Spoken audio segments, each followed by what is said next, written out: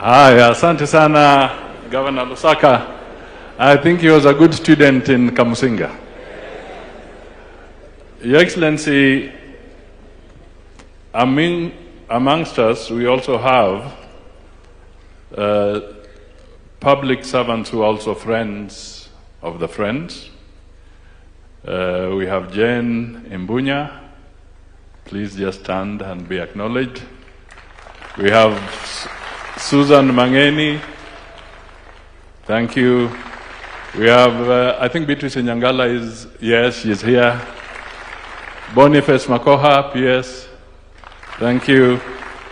We have Mr. Joe Busiega, Chief of Staff in my office. We have the Director of Public Prosecution, Renson Ngonga. We have Professor Stanley Hainga, Chairman of Kaimosi University. Mr. Leonard Shimaka, KRA. Mrs. Agnes Odhiambo, former Controller of Budget. Madam Connie Lusweti. Professor Kibisu Kabatesi. Mr. Kelvin Lunani, the Vice Chair of, National Vice Chair of UDA. Senior Counsel Dana Mayo. Thank you. And I know there are so many other senior public officials who are here. Please accept that we appreciate your being here. Now, Your Excellency, in 1947,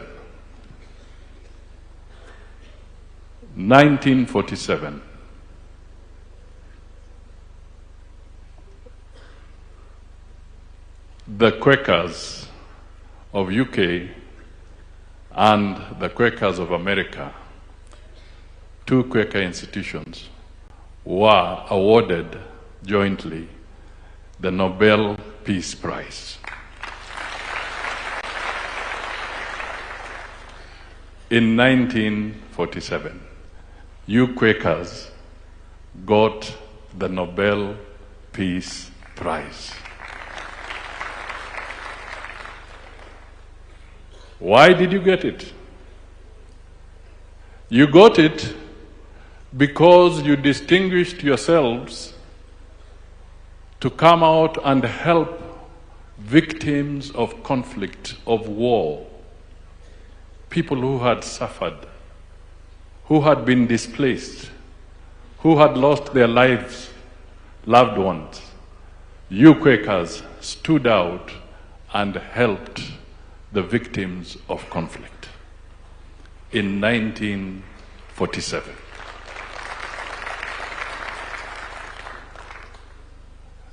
I am repeating that and emphasizing it because peace is the hallmark of Quakerism.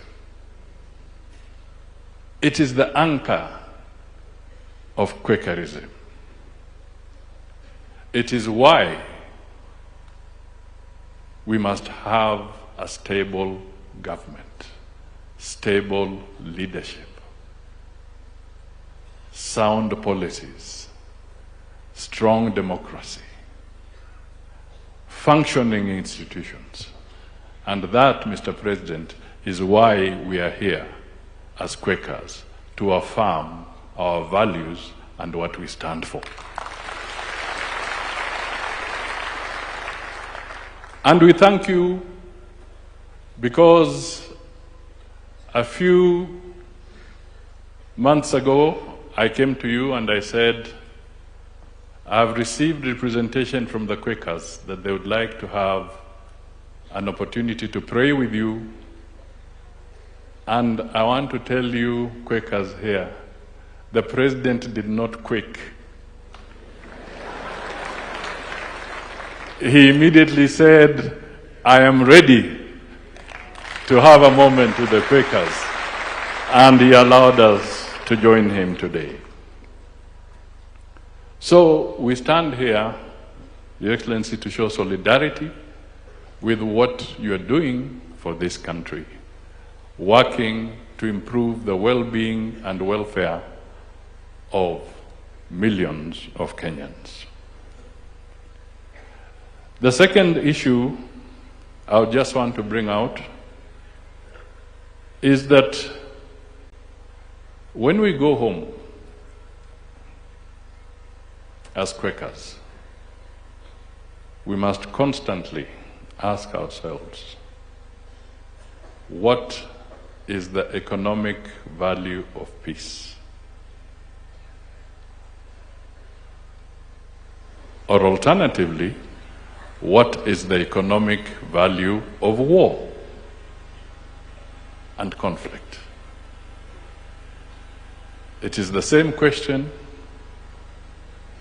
both sides of the same coin. The economic value of peace or the economic value of war.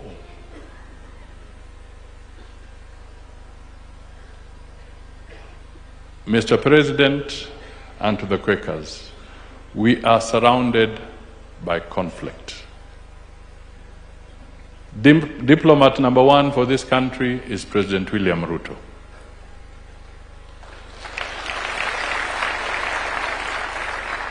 He is involved in a lot of mediation, a lot of conflict resolution. Because without naming the countries, but you are all knowledgeable people, knowledgeable men and women of the Quaker fraternity. You know the conflicts around us. The biggest problem we are facing is Sudan. Almost 25 million people have been displaced. Millions are dead. Children are not going to school. They are not feeding.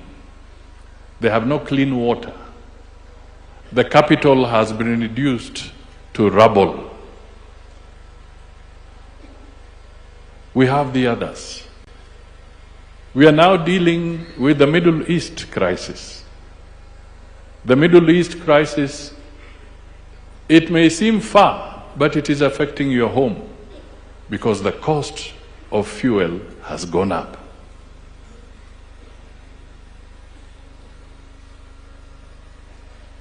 The gentleman seated there, who is our president, has got to figure out, in the middle of these rising costs, in the middle of these challenges, how can I also have policies and interventions that can mitigate the impact of that war? Fertilizer is being brought at a managed level. Fuel has to be kept at a managed level. But the war is not over. They are still fighting. The Strait of Hormuz, the Strait of Mandeb, all are being zinanyongwa. So the impact is going to be there. It calls for leadership, it calls for stability, it calls for planning. That is where President Ruto gives us direction.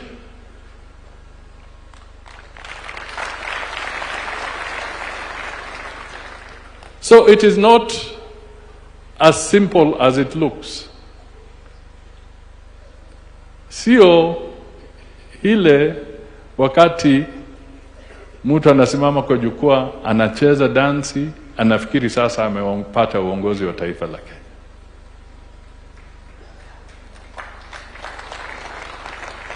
It is deeper. And you Quakers know it. You know it. And it is our responsibility to speak the truth, and our responsibility to guide and to help our children.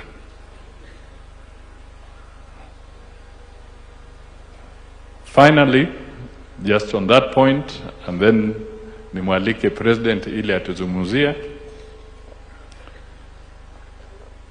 It is dangerous to give leadership and responsibility to an individual, be it a man or a woman, who is driven by vengefulness, vindictiveness, bitterness. Mtu kama huyo, do not give leadership. Shall I repeat? Shall I repeat? Shall I quake? Somebody who is bitter, who is driven by vengefulness, who is driven by vindictiveness, cannot be trusted with leadership.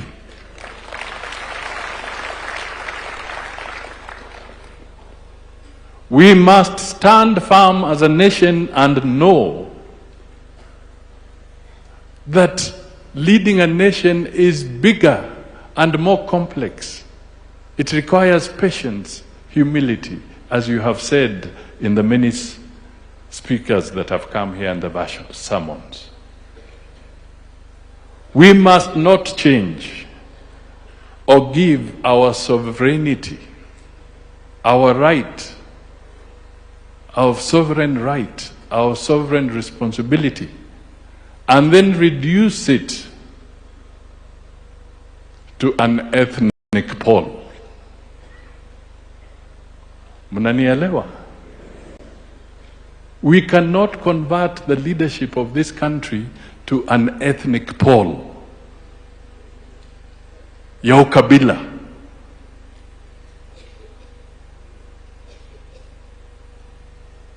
It cannot be.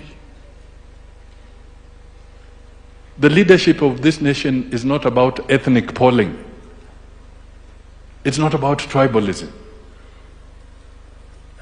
It is about safeguarding the lives of all the 55, 56 million people in Kenya.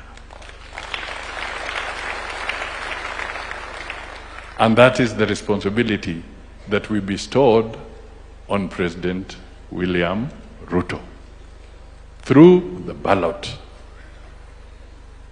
And there shall be peaceful elections in Kenya. Don't be cheated. Kenya has maintained democratic principles, and President Ruto will uphold those rights for all Kenyans. And he's your friend.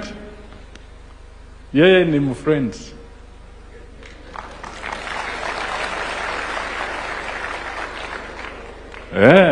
Hata alipochukua ushukani, kanisa la kwanza hapa Nairobi ila alienda kusali ni Donholm Friends hapa.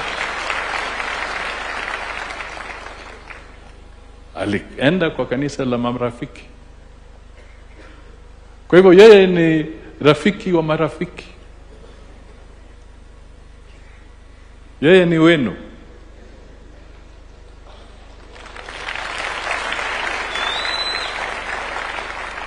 Yeye ni wenu. Lusaka ametaja baadhi ya maendeleo ambayo amegusia. Yeye mwenyewe kama rais ataguzia ya kitaifa yote na hata yenu.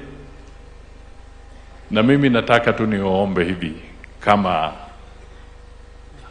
mkweka. Hata leo nimevaa tai hiyo.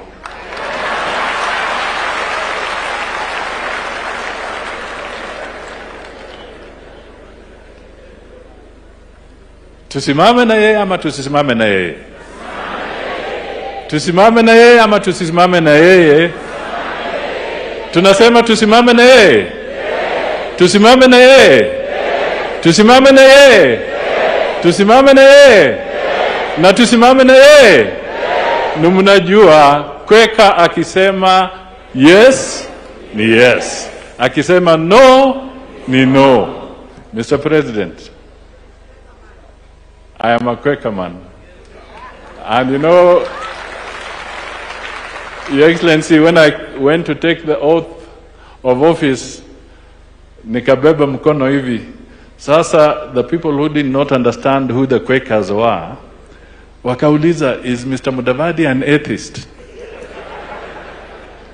And I told them, no, I'm not an atheist. That is our tradition. We affirm. These people have affirmed. They shall work with you. They shall defend this Kenya. They shall maintain peace. And they shall seek justice for all.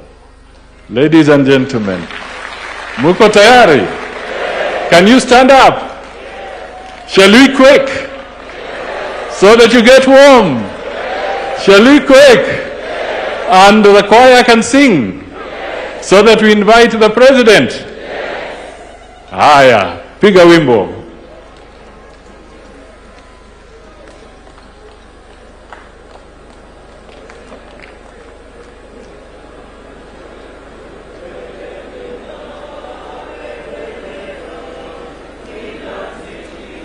Thank you.